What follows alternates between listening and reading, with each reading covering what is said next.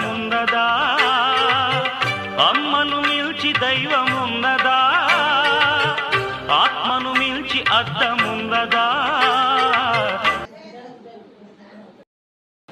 సేవా సంస్థ ఆధ్వర్యంలో ఈరోజు కీర్తిశేషులు సోమరాజు గారి 26వ వర్ధంతి సందర్భంగా వాళ్ళ అబ్బాయి కె శ్రీనివాసరావు మనవడు శ్రీ సాయి చైతన్య గారి వృద్ధులను వాళ్ళకి చీరల పంపిణీ మరి అన్నదాన కార్యక్రమం చేపట్టడం జరిగింది. ఇలాంటి కార్యక్రమాలు చేపట్టడం అనేది మనకు కొత్త కాదు.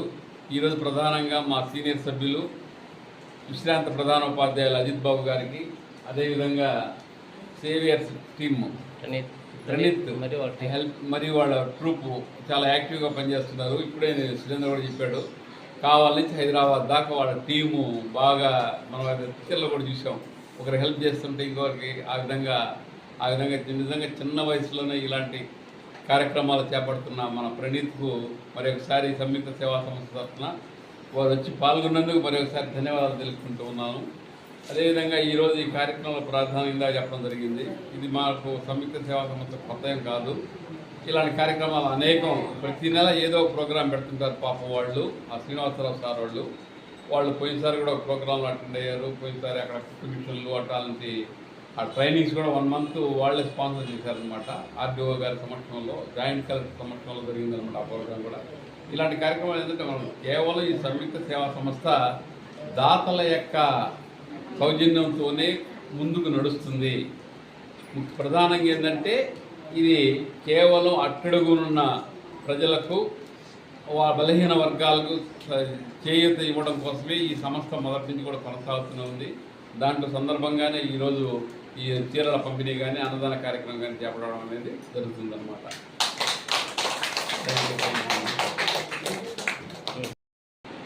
ఈరోజు సంయుక్త సేవా సంస్థ ఆధ్వర్యంలో కె శ్రీనివాసరావు గారి అమ్మగారు ఆమె యొక్క వర్ధంతి సందర్భంగా 26వ వర్ధంతి సందర్భంగా శ్రీనివాసరావు గారు వారి కుమారుడు సాయి చైతన్య గారు ఈ కార్యక్రమం ఎండాకాలంలో నేత చీరలు ఇస్తే బాగుంటుంది వాళ్ళకి అనే ఉద్దేశంతో ఈరోజు ఈ కార్యక్రమాలు పెట్టారు. వాళ్ళకి ఈ చీరలు పంపించేతో పాటు భోజనం కూడా ఏర్పాటు చేశారు. శ్రీనివాసరావు గారు నెల్లూరు వాళ్ళది. నెల్లూరులో అనేక కార్యక్రమాలు వాళ్ళ భార్య ఎన్సీ లలిత గారితో కలిసి చాలా కార్యక్రమాలు చేసేవాళ్ళు. చేస్తున్నప్పుడు వాళ్ళు తృప్తి కలగలేదు. ఇంత ప్రతి సంస్థలు కూడా ఎక్కడెక్కడికి పోయి ఇచ్చినా కూడా వాళ్ళు డెడికేటెడ్గా చేయకపోయేటప్పటికి సురేంద్రతో పరిచయం అయిన తర్వాత ఇక్కడే నెల్లూరులో మానేసి కార్యక్రమం ఇక్కడ చేయడం మొదలుపెట్టారు. వారి భార్య శ్రీమతి ఎన్సీ లలిత గారు కూడా చాలాసార్లు అనేక కార్యక్రమాలను అటెండ్ అయ్యారు. కానీ ఆమె చనిపోయిన తర్వాత శ్రీనివాసరావు గారు ఒక్కరే ఈ కార్యక్రమం చూస్తూ వచ్చారు. తర్వాత శ్రీనివాసరావు గారికి కూడా ఆరోగ్యం బాగలేక నడవలేని స్థితిలో ఉన్న వాళ్ళ పరిస్థితుల్లో వాళ్ళ కుమారుడు మళ్ళా సాయి చైతన్య ఈ కార్యక్రమాన్ని తీసుకొని, అంటే అలవాటు పోకుండా ఒక తర్వాత ఒకరు ఆ కార్యక్రమం నిర్వహిస్తూ ఈరోజు పెద్ద కార్యక్రమాన్ని నిర్వహించారు. చాలా కార్యక్రమాలు నిర్వహిస్తున్నారు. ఈ సందర్భంగా శ్రీనివాసరావు గారి అమ్మకు నివాళులర్పిస్తూ వారి ఆత్మకు శాంతి కలగాలని కోరుకుంటూ తెలిసి ఆయన లలిత గారికి కూడా ఆత్మసంతృప్తి కలగాలని, ఆమెకు కూడా భగవంతుడు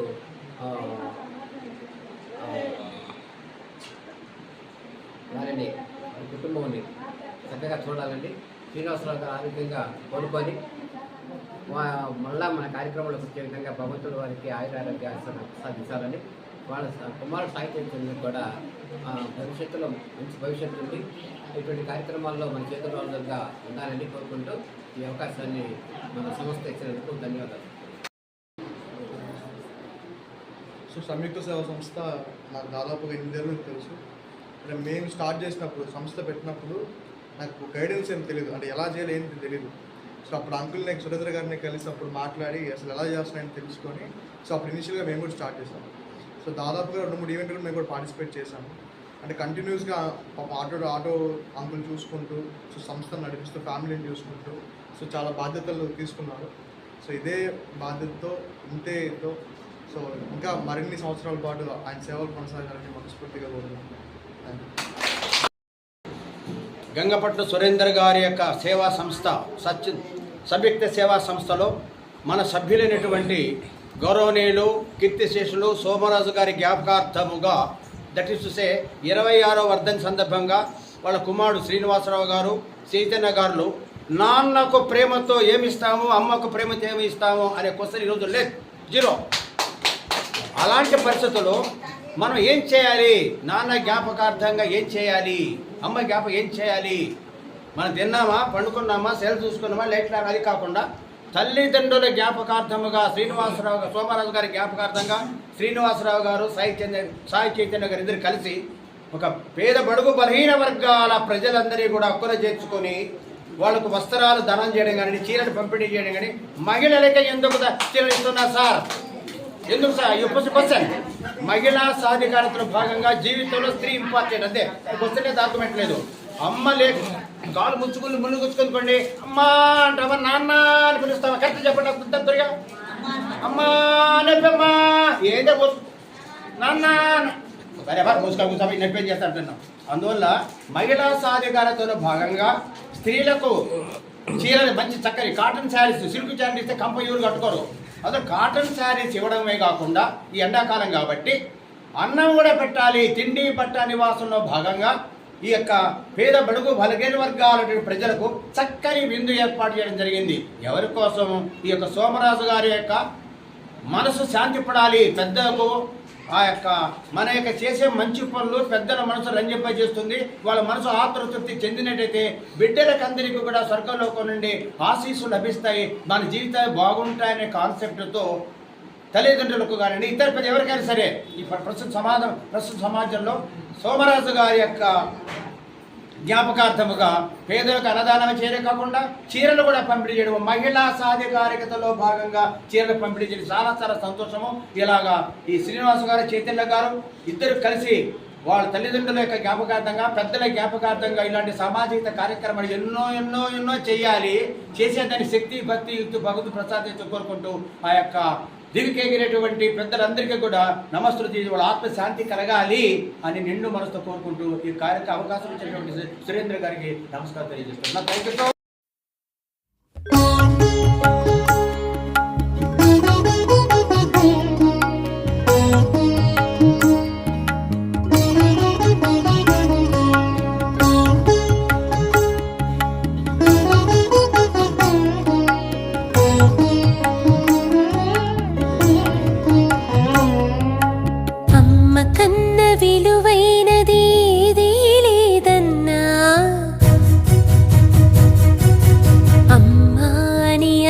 చాలు పుడమి పులకరించునన్నా, అమ్మ కన్న విలువైనది ఏదీ లేదన్నా, అమ్మ అని అన్న చాలు పుడమి పులకరించునన్నా, అమ్మ అని అన్న చాలు పుడమి పులకరించునన్నా.